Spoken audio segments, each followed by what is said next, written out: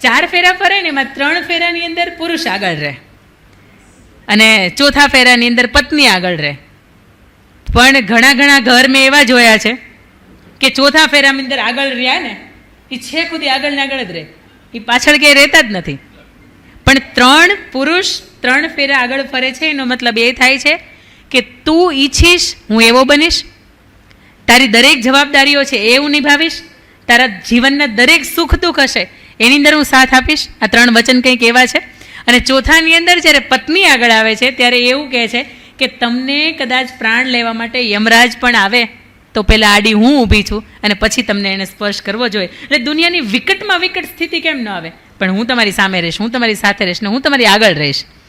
પણ આ ચોથા ફેરાનું મહત્ત્વ આજના સમયની જે જનરેશન છે, જે અત્યારે 35-40 ને અત્યારે નવપરણિત જે 25-30માં આવતી હશે, આ બધા જ ભૂલી ગયા છે. એને એવું છે કે લગ્ન થયા એટલે પોતે કમાવું છો, પોતે નથી કમાતા એ અલગની વાત છે. એ સરસ મજાના પતિ કમાય છે, એના પૈસા જલસા કરો, એના પૈસે બ્રાન્ડેડ કપડાં પહેરો, એના પૈસે સરસ મજાનો બ્રાન્ડેડ મેકઅપ વાપરો, એના પૈસે તે બધું જ જે પણ તમારો શોખ જે પણ દુનિયાના છે બધા એના પૈસા પૂરા કરો. પણ ત્યારે મારે તમને એ વાત કહેવી છે કે ચોથા ફેરાનું ખરેખર મહત્ત્વ એક પત્ની તરીકે આપણે કેવું સમજી શકીએ, અથવા તો આપણે કેવા એવા બની શકીએ કે ચોથો ફેરો આપણે આગળ રહીને ફર્યા છીએ ને એનો એ સાર્થક થાય. સૌથી પહેલી વાત કે જ્યારે મિથિલા નંદિની એટલે માતા સીતાજી કે જ્યારે એમના લગ્ન થયા ત્યારે જનક રાજાએ ખૂબ સરસ મજાના દુનિયાના સર્વશ્રેષ્ઠ પૂર્ણ પુરુષોત્તમ કહી શકાય આવું પાત્ર પસંદ કર્યું હતું. સારું સમૃદ્ધ પરિવાર, અયોધ્યા, સુખી, કે જ્યાં એક ફૂલડું ખીલે ને તો હજારો મધમાખીઓને આવવાનું મન થાય, આટલું સુખી, આવું પસંદ કર્યું હતું. છતાંય કાળક્રમે વિધિની વક્રતાએ એમના જીવનની અંદર વનવાસ આવ્યો. ત્યારે સીતાજીને તો વનવાસ મળ્યો જ નહોતો, પ્રભુ શ્રી રામને એકલાને જ મળ્યો હતો. લક્ષ્મણને એવું થયું કે ભાઈ એકલા પડશે, હાલો હું સાથ પીરાવું, તો એ સાથ પુરાયો. તો સીતાજીને એમ કે જ્યાં રામ ત્યાં જ સીતા હોય ને, સીતાજી 14 વર્ષનો વનવાસ એની સાથે વિતાવવો જોઈએ. 14 વર્ષને અયોધ્યાનું રાજ્ય ભોગવીને કરે શું? એટલે સીતાજી પણ વલકલ પહેરીને તૈયાર થયા. અને સીતાજી જ્યારે વલકલ પહેરીને તૈયાર થયા ત્યારે પ્રભુ શ્રી રામે કીધું હતું કે સીતાજી દેવી, આપણે કોઈના લગ્નમાં કે રિસેપ્શનમાં કે એમાં ક્યાંય જતા નથી, આપણી હળવી ભાષામાં હું વાત કરું છું. સીતાજી કે તમે સાથે છો ને? પ્રભુ શ્રી રામ કે છે હા. તો કે તમે સમજો ત્યાં તમારી આસપાસ 15-17 નોકર ચાકર કે તમારી કેશ ગૂંથી દે કે તમને 56 ભોગ પીરસે એવું કોઈ નહીં હોય, તમારે બધું જાતે કરવું પડશે. તો કે તમે સાથે છો ને? પ્રભુ શ્રી રામ કે છે હા. તો કે દેવી તમે સમજો ત્યાં પાણી પણ જાતે લાવવું પડે, રસોઈ પણ જાતે બનાવવી પડે, અને હજારો કરોડો જે એમ કહી શકાય કે અલગ અલગ રાક્ષસોના અવાજ હોય એની વચ્ચે તમારે આરામ કરવો પડે. ત્યાં કંઈ સરસ મજાના તમારી શૈયા, તમારી ફૂલની પથારી નહીં હોય, ત્યાં તો તમારે ભોંયતળીએ સૂવું પડશે, ત્યાં તો તમને અન્ન નહીં મળે તો તમારે ફળ ફૂલે ખાવા પડશે. ત્યારે સીતાજી એવું કહે છે કે તમે સાથે છો ને? પ્રભુ શ્રી રામ કહે છે હા. તો આવો. આવ્યા. 14 વર્ષનો આપણે જાણીએ છીએ મુજબ ખૂબ દુઃખની સાથે, ખૂબ પીડાની સાથે, અને અંતકાળની પીડા તો ખૂબ વધારે હતી કે જે સ્ત્રી પૂર્ણ પુરુષોત્તમના પત્ની હતા, પવિત્ર હતા, અને છતાંય એમને રાવણના અશોક વાટિકામાં રહેવું પડ્યું હતું. આવ્યા એક ધોબીના કહેવાથી ફરીથી કે આવી મારી સ્ત્રી હોય, આવી મારી પત્ની હોય તો બીજાના ત્યાં રહીને આવી હોય તો હું ન સ્વીકારું. સર્વાનુમતે નક્કી થયો કે સીતાજીને 2 બાળકોની સાથે ગર્ભાવસ્થાની સાથે એમને અયોધ્યાની અંદરથી બહાર કાઢવામાં આવે અને કોઈ સંતના આશ્રમની અંદર મૂકવામાં આવે. ત્યારે સીતાજી હસતા મુખે કીધું તું કંઈ મને વાંધો નથી. પણ એ પછી ફરીથી સીતાજી આવ્યા અને જ્યારે અગ્નિ પરીક્ષા દીધી, અને અગ્નિ પરીક્ષા દઈને પછી સીતાજીને એવું લાગ્યું કે હવે ધરતીની અંદર સમાવા સિવાય મારી પાસે હવે કોઈ વિકલ્પ નથી વધ્યો. ત્યારે એ ધરતી માતાને એવું કહે છે કે જો મારી અંદર પવિત્રતા હોય, જો મેં ખરા દિલથી કોઈની સેવા કરી હોય અને મેં ખરા દિલથી રામ સિવાય કોઈને પતિ ન માન્યા હોય તો આપ મને જગ્યા કરો. અને એક ક્ષણ એ નથી લાગતી, અને એક ક્ષણની અંદર એની અંદર એક તિરાડ થઈ જાય છે કે સીતાજી સમાવાના હોય. પણ એ પહેલાં સીતાજી બધાની માફી માગે છે, બધાની સાથે પોતાની જે છેલ્લી વાતો હોય એ કરી લે છે, અને પ્રભુ શ્રી રામને દૂરથી 2 હાથ જોડે છે ને એવું કહે છે કે ત્વમેવ ભર્તા નચ વિપ્રયોગ, મળો તો જન્મો જન્મ તમે જ પતિ સ્વરૂપે મળો, અને જો તમે પતિ સ્વરૂપે ન મળવાના હોય તો મને પણ આ સ્ત્રીનો અમૂલ્ય દેહ મળે નહીં.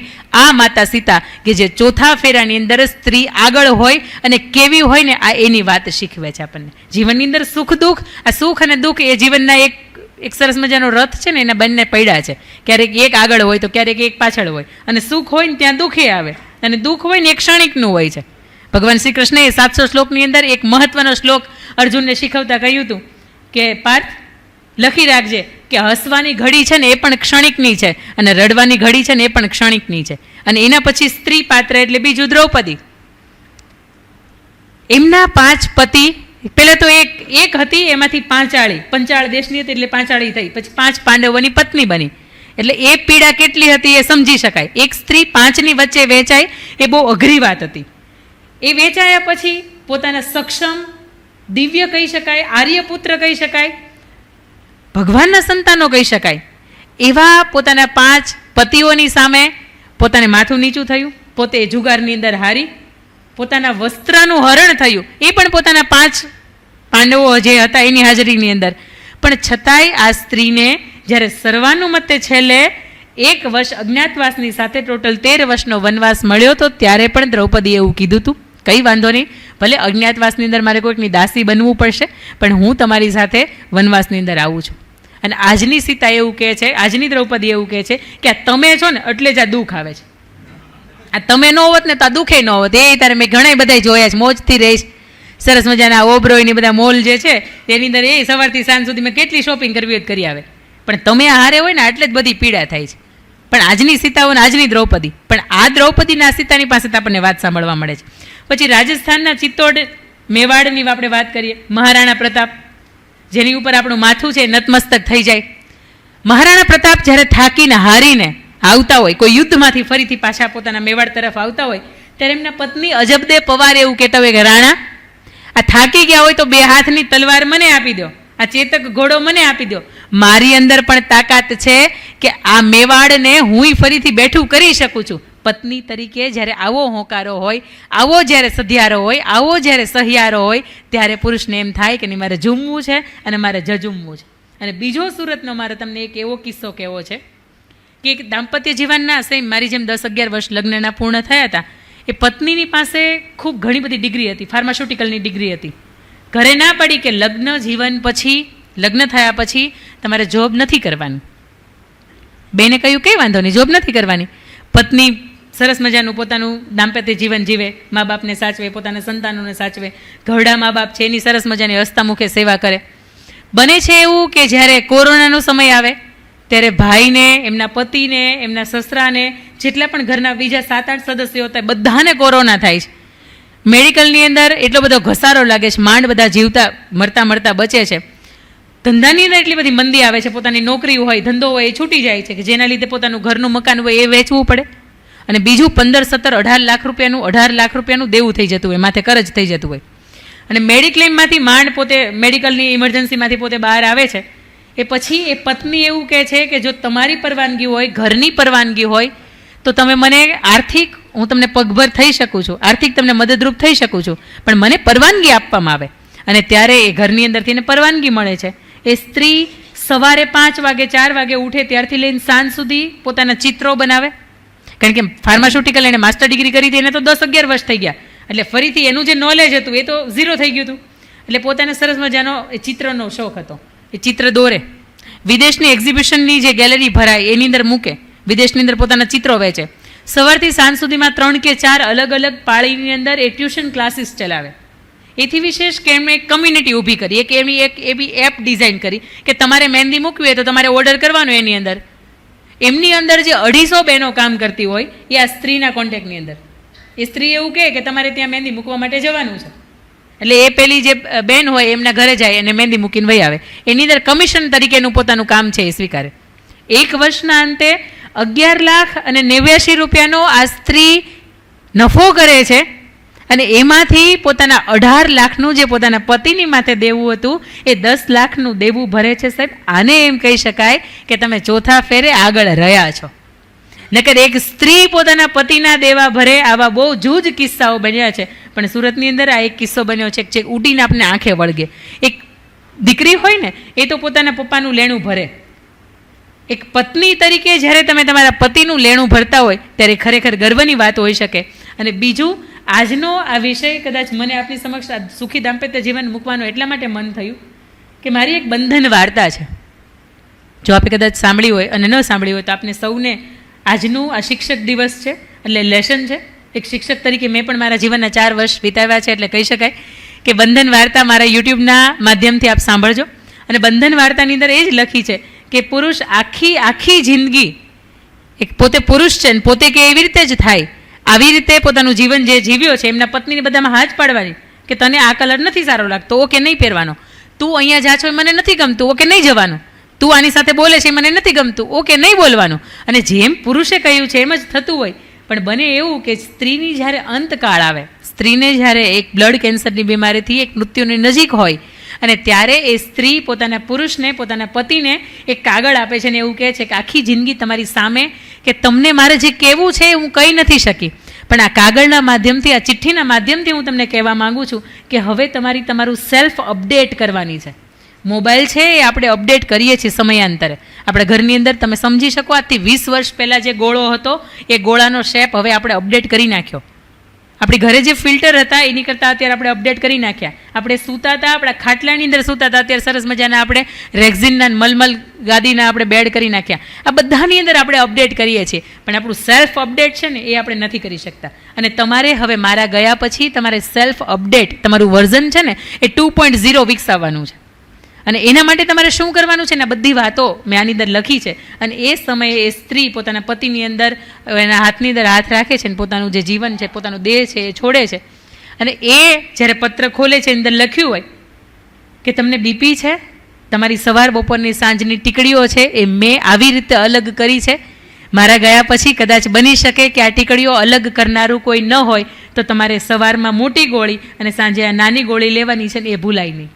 તમારે નાયા પછી તમારું ટુવાલ સૂકવવાની તમને બિલકુલ આદત નથી, હવે હું નથી એટલે તમારો ટુવાલ સૂકવી દેનારી હું નહીં હોઉં, એટલે તમે નાયા પછી તમારો ટુવાલ તમારે જાતે સૂકવવાનો છે. જમ્યા પછી થાળી લેવાની બિલકુલ ટેવ નથી, એ થાળી જાતે લેવાની છે અને વોશ બેઝિન પાસે તમારે જાતે મૂકવાની છે. આવી અસંખ્ય વાતો છે એ લખે છે કે જ્યારે આપણે લગ્નની તિથિ આવે ત્યારે તમે મારા નામનું એક સવારથી સાંજ સુધી રટણ કરતા હોય, તું આજે આ બનાવજે, તો આજે આપણે અહીંયા જવું છે, આજે આપણે આની સાથે વાત કરવાની છે, આજે આપણે આવા કંઈક કાર્યક્રમમાં જવાનું છે. આ બધા જની અંદર હવે તમારે મારા નામને ભૂલવાનું છે. અને ઘરે આપણી વહુવારું પણ છે અને ઘરે આપણા દીકરાના દીકરાઓ પણ છે. તમારે એને પણ સમય આપવાનો છે ને તમારો જે તીવ્ર આવેગવાળો જે મગજનો ગુસ્સો છે એને તમારે બિલકુલ શાંત રાખવાનો છે. આવી અસંખ્ય વાતો છે એ લખે છે. અને ત્યારે એ પુરુષ એના પત્નીનો તો સાથ તો નથી રહેતો, પણ એ ચિઠ્ઠીની અંદર પોતાની પત્ની છે એ સાથે જ છે. આવા વિચારોની સાથે રડી પડે છે અને અંદરથી એને એવું થાય છે કે કદાચ આ 2.0 મારું અપડેટ વર્ઝન જો હું આગળ બદલી ગયો તો સારું હતું, મને મારી જિંદગીના યાદ કરી શકાય આવી કલાકો, આવી ક્ષણો કે આવા દિવસો એનું ભાથું મને મળ્યું હોત. પણ અફસોસ છે કે અત્યારે એક પણ ક્ષણ એવી નથી કે જેને હું હસતા મુખે યાદ કરી શકું, કારણ કે મેં હંમેશા એક ધાકની સાથે કે હું કહું એવી રીતે જ થાય આવી રીતે સાથે મેં એક જીવન પસાર કર્યું છે. પણ આવો આપણે એવું જીવન જીવીએ કે સ્ત્રીની હા હોય તો એમાં પુરુષે હા પાડે અને પુરુષની હા હોય તો એમાં સ્ત્રી હા પાડે. આવી રીતની આખી આજે બંધન વાર્તા છે એ શબ્દોની સાથે મેં મૂકી છે. પણ આ વાર્તા મેં 2017ની અંદર પોસ્ટ કરી અને 2017ની અંદર પોસ્ટ કર્યા પછી ફેસબુકના માધ્યમથી એક છોટાઉદેપુરના એક દંપતી છે, એ પુરુષ જે છે એ આ વાર્તા વાંચે છે અને અંદરથી એને એવું થાય છે કે મારું પણ લગ્ન જીવન તૂટ્યું છે. મારો 1.5 વર્ષનો દીકરો હતો, મારા પત્ની આવીને એવું કીધું કે પહેલાં તો બાથી કામ થતું હતું, હવે હું મારો દીકરો લઈને આવી છું, મારે ઉડવામાં વહેલા મોડું થાય, મારાથી કામ કદાચ ન થાય તો બા થોડુંક મેનેજ ન કરી શકે. અને ત્યારે પહેલાં ભાઈએ એને એવું કીધું હતું કે તું આવી છો તો તું અહીંયા રહે કે ન રહે શું ફેર પડે. અને પહેલી સ્ત્રીને એવું થાય છે કે બરોબર છે, જો મારા રહેવાથી અહીં કંઈ ફેર ન પડતો હોય તો મારે મારા પિયર જતું રહેવું જોઈએ. આવી સામાન્ય નાની એવી તકરારથી પોતાના પિયરે ચાલ્યા જાય છે. અને ત્યાં ગયા પછી એક પણ જાતનો ફોનનો કોન્ટેક્ટ નહીં, એક પણ જાતનો ચિઠ્ઠીનો કે પત્ર વ્યવહારનો કોઈ પણ જાતનો કોન્ટેક્ટ નહીં. અને સર્વ કોન્ટેક્ટ છે એ તોડી નાખે છે, કંઈ ફોન નહીં કરવાના, પરિવારને મળવાનું નહીં, છૂટું નહીં કરવાનું. આવું 9.5-10 વર્ષ સુધી ચાલે છે. અને આ વાર્તા વાંચ્યા પછી એમને એવું થયું કે મારા પત્નીનો જો વોટ્સઅપ નંબર કદાચ એનો એ હોય તો હું એને મોકલાવું. 2017ની અંદર એ ભાઈ છે એ પોતાના પત્નીને આ વાર્તા મોકલે છે. એ પત્નીને એટલી બધી અસર થાય છે કે એના પત્ની એવું કહે છે કે કદાચ તમારે કે મારે એકબીજાની જરૂર નથી, પણ આપણો જે 1.5 વર્ષનો દીકરો હતો એ આજે 10 વર્ષનો થઈ ગયો છે. એ મને જ્યારે એવું પૂછે છે કે મારા પપ્પા કોણ છે, એ શું કરે છે, મને કેમ તો એની પાસે નથી લઈ જતી? ત્યારે એ સવાલના જવાબ હું નથી આપી શકતી. અને તમારે ને મારે જો એકબીજાની જરૂર નહીં હોય તો ચાલશે, પણ આપણા દીકરાને એના પિતાની જરૂર છે. આવો, અડધા રસ્તા સુધી તમે આવો છો, અડધા રસ્તા સુધી હું આવું છું. હું સુરતથી વાપી સુધી આવું, મુંબઈથી તમે વાપી સુધી આવો, અને આપણે ભેગા થઈએ. કારણ કે આપણું ભેગું રહેવું ને એ આપણા સંતાનોના જીવનની અંદર નવ સર્જન કે નવ પરિવર્તન લાવી શકે છે. અને એ પરિવાર, એ દંપતી આ એક માત્ર વાર્તાના માધ્યમથી, કદાચ આપણે નિમિત્ત બનવાનું થયું હશે શબ્દોના માધ્યમથી, એ પરિવાર ભેગો થાય છે, એ પરિવાર એક સાથે આવી જાય છે. અને મારા ફેસબુકની અંદર વિડીયો કોલના માધ્યમથી પરિવારની અંદર દંપતીની સાથે હું વાત કરું છું ત્યારે એમ થાય કે કદાચ આપણી કોઈ નાનકડી એવી વાત હોય એ પણ કોઈના જીવનની અંદર સકારાત્મક અને હકારાત્મક કોઈનું પરિવર્તન લાવી શકતી હોય. તો એ પછી મેં નક્કી કર્યું કે કદાચ સુખી દાંપત્ય જીવન કે સફળ દાંપત્ય જીવનની મારે વાત કરવી હોય તો સવિશેષ રીતે હું આ વાત કરી શકું.